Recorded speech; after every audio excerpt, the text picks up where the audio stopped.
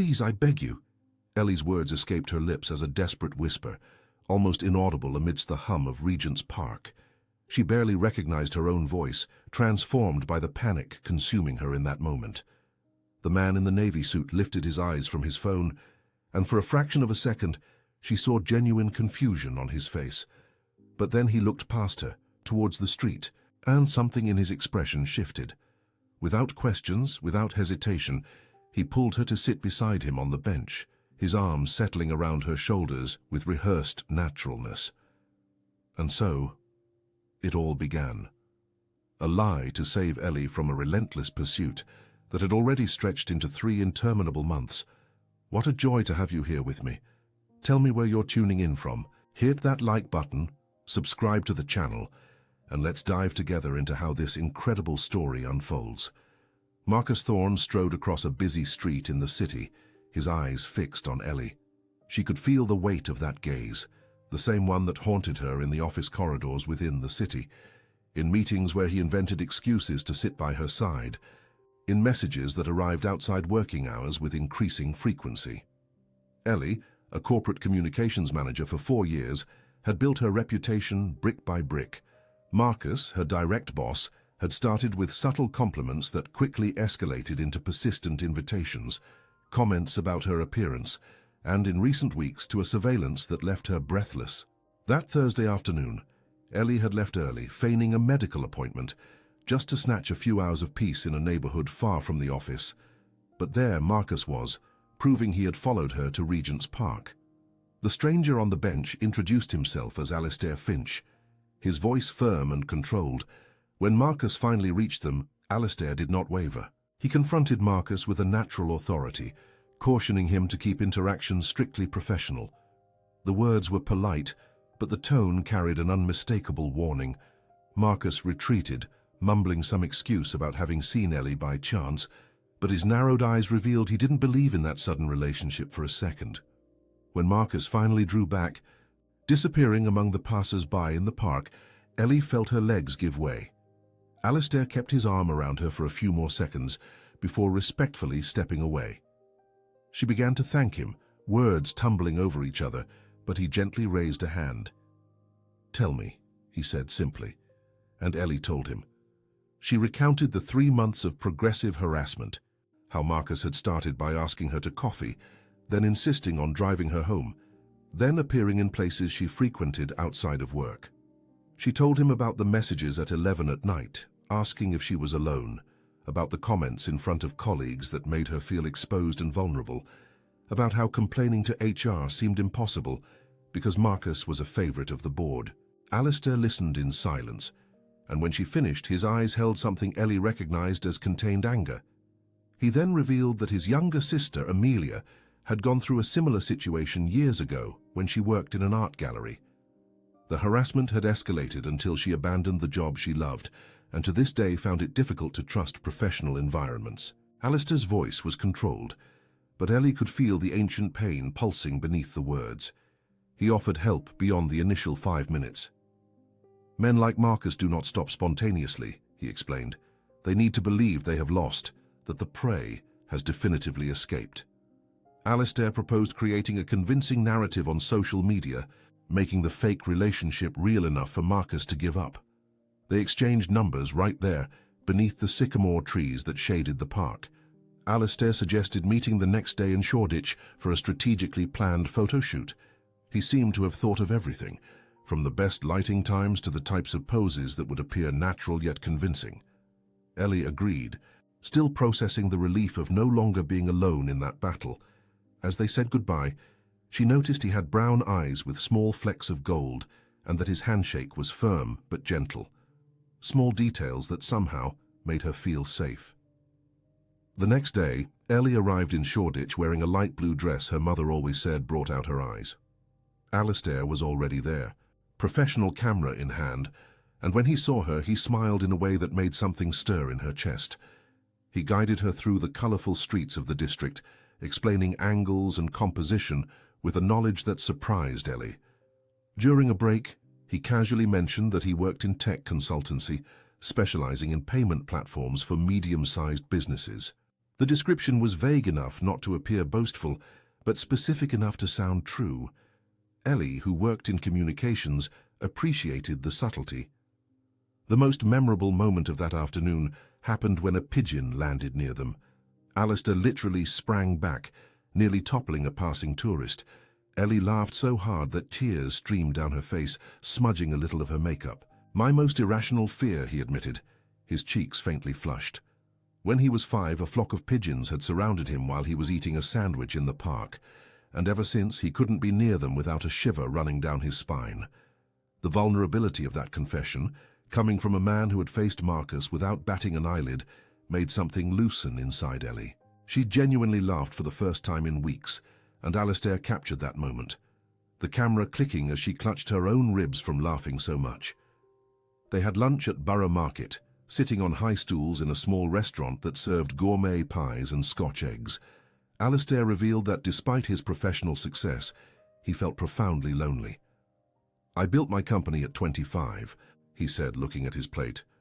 "I dedicated myself obsessively, working 16 hours a day, skipping weekends, forgetting friends' birthdays until they stopped inviting me.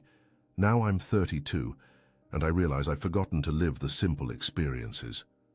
"When was the last time you had lunch with someone just for the pleasure of their company, without talking business?" Ellie didn't know what to answer, because she recognized that same loneliness. She too had plunged into work, building a solid reputation, but losing connections along the way. When Ellie posted the first photos that night, Marcus viewed them in less than 5 minutes. The speed confirmed what she already suspected.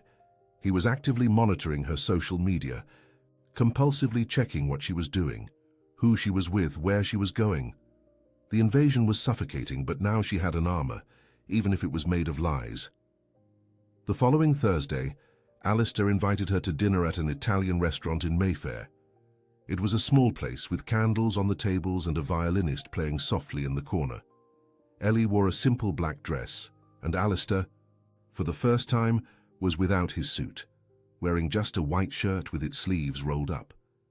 During dinner, as they shared a bottle of Chianti Classico, Ellie spilled red wine on the white tablecloth. She froze for a second, but then began to laugh, a nervous laugh that quickly transformed into something genuine. Alistair took out his phone camera and photographed her laughing, with the candlelight dancing on her face. "This one's just mine," he whispered, his eyes fixed on her in a way that made Ellie's heart quicken. "It won't go on social media. It's just for me to remember this moment." There was something in his voice, an intimacy that transcended their original agreement, which made Ellie realize that the lines between the real and the fake were beginning to blur dangerously. As they left the restaurant and descended into the tube station, a palpable tension hung in the air between them. Alistair held her hand, just as they had for the photos, but now it felt different. Their intertwined fingers carried weight, meaning. On the empty platform, waiting for the train, he turned to her. "Ellie," he began, but didn't finish. Instead, he leaned in, and for an eternal moment, she thought he would truly kiss her. His lips were mere inches away when his mobile phone rang, loud and insistent. Alistair answered with a frustrated sigh. It was work, always work. The moment was lost, but it hung suspended between them like an unfulfilled promise. The following Sunday, Susan Clark, Ellie's mother, called for the 3rd time that morning. She had seen the photos on social media and was insisting on meeting Alistair at a family lunch. Ellie tried to stall, explaining it was too soon, but Susan wouldn't take no for an answer. "If he's important enough to be in your photos, he's important enough to meet your family," she declared with that maternal authority that brooked no argument. Ellie called Alistair, apologizing in advance for the intrusion. He chuckled, a soft, warm sound that traveled down the phone line. "It would be a pleasure," he said, and he sounded sincere.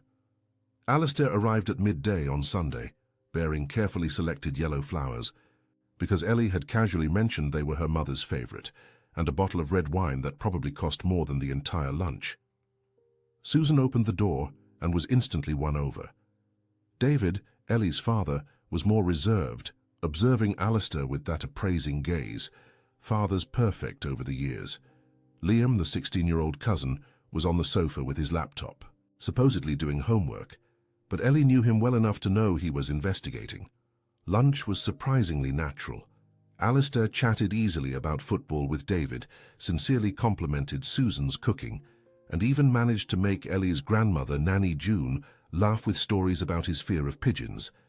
It was during dessert, while everyone was distracted, that Liam pulled Ellie into the kitchen.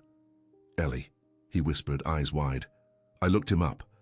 Alistair Finch isn't a tech consultant. He's the CEO of FinchPay, the digital payments company, worth billions of pounds. There are articles about him in all the business magazines." Ellie felt the ground shift beneath her feet. Liam showed her his mobile. Article after article about the prodigy who revolutionized corporate payments in the UK before 30.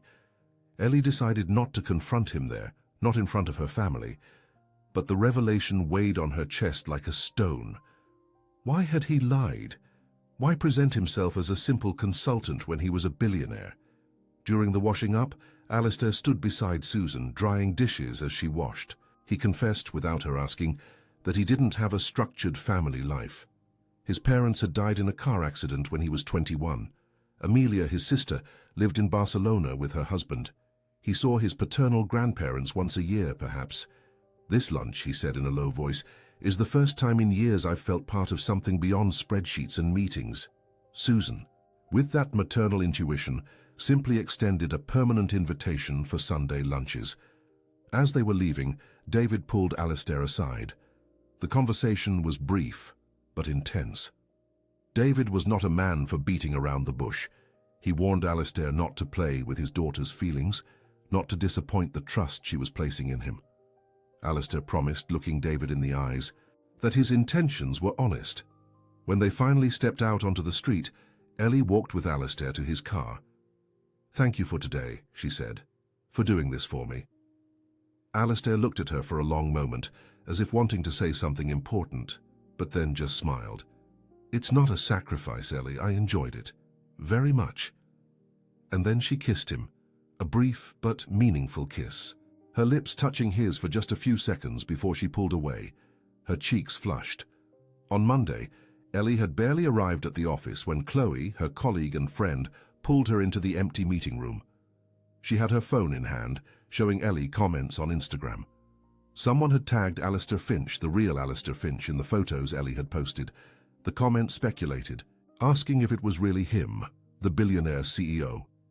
Ellie felt a wave of nausea. She searched extensively during her lunch break, finding page after page of articles. The Financial Times, Forbes UK, had included him on its list of the most influential entrepreneurs under 40. There were photos of him at corporate events, always in a suit, always serious. There was an interview from 2 years ago where he spoke about the future of digital payments. There was no mention of a personal life, no photos with girlfriends or at social events. It was as if Alistair Finch existed only in the world of business. Ellie felt betrayed by the omission. It didn't matter if his intentions were good, the lie compromised everything. She arranged to meet him that afternoon at a coffee shop in the city. Alistair arrived before her, already waiting at a corner table. When he saw her, the smile died on his lips. He knew she had found out. Ellie sat, her hands trembling slightly. "Why?" was all she managed. Alistair sighed, running a hand through his hair. 3 years ago, he'd dated Bethany, a lawyer. He thought he'd found true love, someone who saw him, not his money. 6 months later, after they broke up, Bethany sold a detailed interview and private photos to a gossip magazine. She revealed intimate details, exposed his life, all for money. Since then, Alistair constantly questioned whether people wanted him or his fortune. Ellie listened, part of her understanding the never-healed wound. But her professional self, so carefully built, was furious. "You don't understand, Ma," she said, trying to keep her voice level. "Now everyone will think I orchestrated this, that I faked Marcus's harassment to get an excuse to get close to you. My professional reputation is compromised." The consequences arrived as if on cue. Mr. Harrison, a crucial client cultivated for months, cancelled their meeting that week. His secretary, polite but firm, stated, "Mr. Harrison prefers to work with serious professionals," before hanging up. Ellie later discovered, via Chloe, that Marcus had spread rumors at their private members' club in the city. Rumours that gained immediate credibility as everyone now knew about Alistair. Alistair offered solutions, sue Marcus for defamation, use his contacts to restore her name. Ellie rejected it all. "You don't understand," she repeated, frustration bleeding into her voice. "Money doesn't fix reputational damage. If you use your influence to help me, it will only prove their point, that I'm the calculating girlfriend who used a harassment situation to get close to a billionaire. I must fix this myself. The only way is to end this now." She stood, grabbing her bag. "The fake relationship is over, Alistair. Thank you for the help, but I can't do this anymore." Alistair remained seated, his face pale, watching her leave the coffee shop without a backward glance. Greg Holloway, Alistair's solicitor and sole true friend, heard everything that night as they shared a bottle of whiskey in Alistair's penthouse flat in Canary Wharf. "You're being selfish," Greg stated bluntly. "This isn't about your insecurities or what Bethany did. It's about how your actions have affected Ellie. You've put her in an impossible position. If you want to fix this, stop trying to solve it with money or influence. Do something real, something that genuinely helps without stripping her of the agency to resolve her own situation." Alistair spent the night awake, staring at the city lights, deep in thought.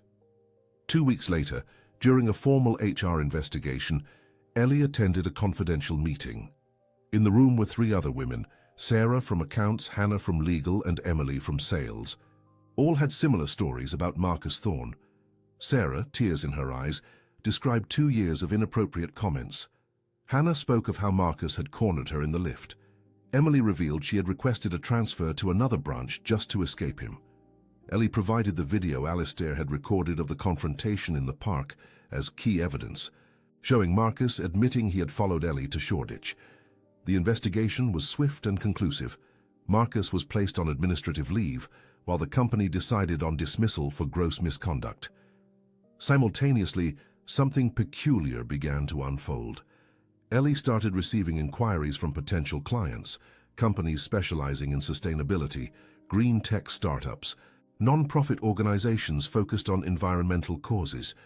All mentioned having heard of her corporate communication work and wished to discuss potential collaborations.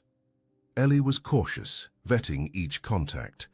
It was Chloe who finally connected the dots. "These companies have something in common," she stated, displaying a spreadsheet she had created. "They all use FinchPay as their payment platform." Alistair had discreetly linked businesses that shared values aligned with Ellie's expertise without ever mentioning a personal relationship. He had opened doors without removing her merit in walking through them. When Marcus's administrative leave became official, the senior partner called Ellie for a meeting. He offered her the head of communications position, taking on all of Marcus's responsibilities with a substantial salary increase. Ellie thanked him, but declined. She had already finalized the business plan to launch her own agency, Clark Communications and Sustainability. She had saved for 2 years, possessed a list of potential clients that included none of the companies Alistair had connected. She would do this on her own merit, and had a small office in Shoreditch in sight. The decision had been made even before the offer arrived. That evening, Ellie finally opened Alistair's 47 unread messages. She had blocked them from view but hadn't deleted them. She read them all, one by one. In the first few, he pleaded for forgiveness, attempting to explain. Next, he detailed providing all the evidence he possessed when HR contacted him. The most recent described Sunday lunches with her family. Yes, Alistair had kept attending, even after Ellie ended things. Susan had insisted and he couldn't say no. These messages painted vivid pictures. David teaching him to master the Sunday roast, Liam bombarding him with entrepreneurship questions, and Nanny June making him laugh with stories from her youth. Ellie replied with a simple message. She thanked him for everything he did, for the investigation, the discreet connections, for continuing to be part of her family, and asked if they could talk. Alistair replied in seconds, asking when and where. Ellie suggested his office. "I want to see everything," she wrote. "No filters." He sent the address and floor number. The building in Canary Wharf was an imposing sight, all gleaming glass and steel. Ellie went up to the 40th floor, where a receptionist led her through modern corridors to a meeting room with panoramic city views. Alistair was there, standing by the window, wearing a grey suit that probably cost more than Ellie's rent for 3 months. But when he turned and saw her, the smile was the same one she'd seen that first afternoon in Regent's Park. He explained he'd agreed to receive her there, in his real world, wanting her to see everything without masks or lies. Alistair showed her the office, introduced employees, let her pore over spreadsheets with numbers that made her head spin, and then they sat in the empty meeting room, just the two of them, and the city stretching out below. "Work is all I have," Alistair admitted, his voice quiet. "I have Greg, who's my lawyer but truly my only friend. I've had dinner for pleasure only 3 times in the last 6 months, and all of them were with you. Sunday lunch at your place was the first time in years I've felt part of something beyond mere numbers and strategies. Amelia calls me once a month, and our conversation usually lasts 10 minutes before we run out of things to say. My grandparents simply see me as the grandson who got rich and forgot where he came from. I built all this," he gestured around the vast office, "but I utterly forgot to build a life for myself." Ellie listened and then shared her own fears. "I'm afraid of losing my identity," she said, "of forever being seen as the girlfriend who rode on your success, of never knowing if my achievements are truly mine or merely a reflection of being with you. I need to prove to myself and to the world that I am capable on my own." Alistair nodded, understanding. They talked for hours, laying foundations for something real built on honesty. Ellie would need to build her career by her own merit, while Alistair could occasionally open doors, provided she walked through them alone. No shortcuts, no favoritism, just opportunities she would transform into results with her own talent. Ellie revealed that she had refused the promotion because she was opening Clark Communications and Sustainability. "I need my first client," she said, "one that pays a fair price, no discounts, no favors." Alistair smiled. "Finchpay needs a complete corporate communications overhaul. We are growing internationally and our message needs to evolve. May I see a formal proposal?" Ellie extended her hand, a formal professional handshake. "I'll send it by Friday." Alistair squeezed but didn't immediately let go. "And what about us?" he asked. "As people, not as businesswoman and client." Ellie smiled, a real smile that lit up her eyes. "We can try again," she said. "For real this time, no lies, no characters, just the two of us discovering if this is real." 6 months later, Ellie inaugurated Clark Communications and Sustainability in a co-working space in Shoreditch. The office was small but full of light, with 12 confirmed clients and 3 employees, including Chloe working part-time. Alistair attended straight from a meeting, still in his suit, but bringing champagne for the toast. The Clark family was all there. Susan had prepared snacks. David had arranged the chairs. Liam had helped assemble the furniture. Nanny June was seated in the best spot, watching everything with bright eyes. Chloe made an emotional toast, raising her glass. To Ellie, who proved it's possible to build an empire without compromising integrity, without shortcuts, without favors, just talent, hard work, and courage. A year after the launch, Sunday roasts had become a sacred institution. Alistair, embracing an unexpected hobby, now arrived every week with progressively better baked desserts. Liam, beginning his engineering degree at university, had almost become Alistair's younger brother, constantly barraging him with questions about business and life. Alistair had promoted his CFO, Adam Price, not Thorne, to take over Finchpay's daily operations. He had finally learned to delegate, to trust, to balance work and personal life. He still worked long hours, but now held Sundays sacred and never ever missed Thursday dinner with Ellie. Ellie's agency had grown to 23 clients and 8 employees. She had earned the NatWest Great British Entrepreneur Award for Young Entrepreneur of the Year, a recognition based purely on merit. Alistair was in the audience when she received the award, clapping louder than anyone, his eyes gleaming with pride. Finchpay remained a client, paying the same fees as everyone else, with no special privileges. Ellie was professionally relentless with them, perhaps even more demanding than with other clients, and Alistair absolutely adored it. On the 2nd anniversary of the day they met, they returned to that bench in Regent's Park. It was an autumn afternoon. the leaves just beginning to gild, the air crisp but pleasant. They sat in the very spot where it had all begun, where Ellie had pleaded with a stranger for help, and that stranger had become the most important person in her life. Alistair slipped his arm around her shoulders, just as he had on that first day, but now it was real, weighted with history and genuine love.